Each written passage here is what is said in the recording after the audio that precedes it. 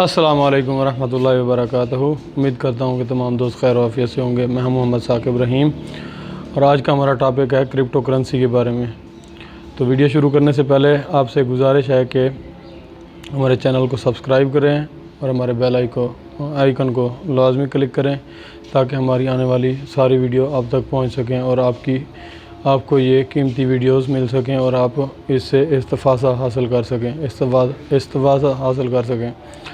तो वीडियो शुरू करने से पहले आपसे गुजारिश है कि वीडियो को मुकम्मल देखना है, मुकम्मल व्यू करना है, कोई भी सीन आपने स्किप नहीं करना।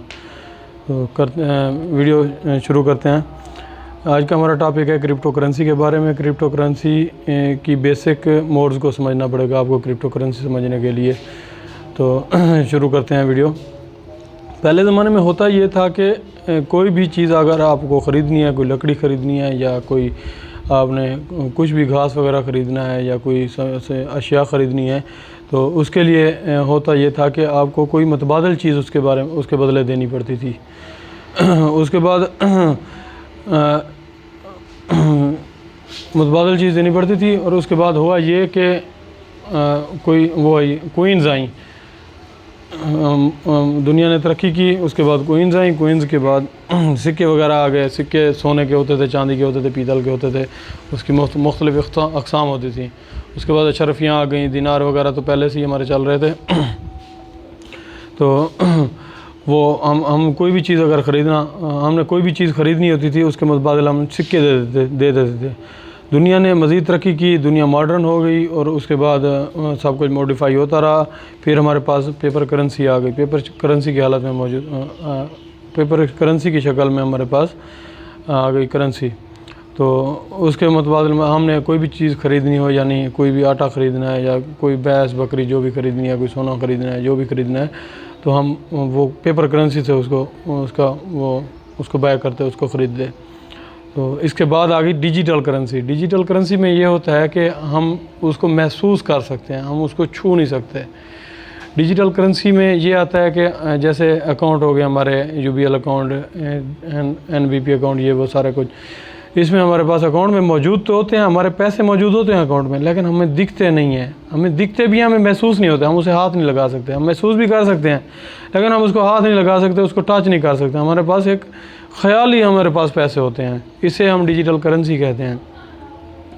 और तीसरे नंबर पे आ गई जी डिजिटल करेंसी में ये होता था कि इसमें थर्ड पार्टी इन्वॉल्व होती है। थर्ड पार्टी का इन्वॉल्व होना लाजमी होता है। मिसाल के तौर पर एक मैं हो गया, एक मेरा भाई, मैंने अपने दोस्त को अगर पैसे भेजने हैं तो हमारा P2P करंट ट्रांजैक्शन नहीं होती। हमारे दरमियान एक थर्ड पार्टी इन्वॉल्व होती है जो कि कंपनी के सूरत में होती है, जैसे जैज़ कैश हो गया, इजी पैसा हो गया।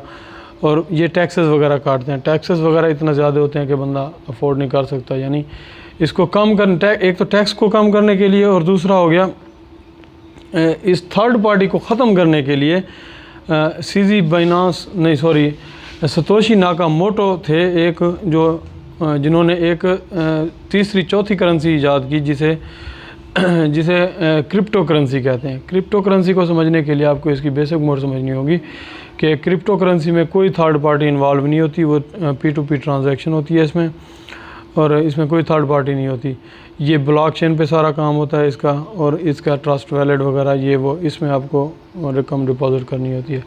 रकम डिपॉज़िट करने के लिए आपको बेसिक चीज़ें ये समझनी है कि आपको इसके लिए आपके पास कोई एक्सचेंज होना लाजमी है। यानी आप अगर पेपर करेंसी किसी को देते हैं या डिजिटल करेंसी देते हैं तो आपको क्रिप्टो करेंसी कैसे मिलेगी, ये चीज़ आपके पास होना लाजमी है।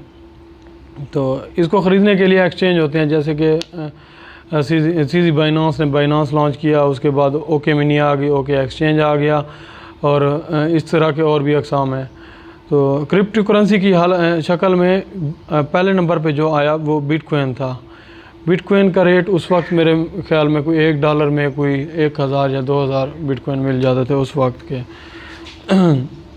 उसके बाद हुआ ये कि इसको देखे दिखाए किसी चाइना के बंदे ने इसको मॉडिफाई किया, यानी इसी कोइन की शक्ल में एक और कोइन ईजाद किया जिसे हम जो पहले नंबर पे है इथीरियम उसे कहते हैं। उसकी अभी कोई प्राइस चल रही है मेरे ख्याल में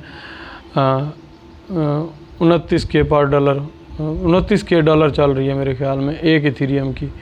तो जो पहला बाइनांस सॉरी जो सीजी पाँच कहने थे, ठीक है बस ख़त्म कर वाला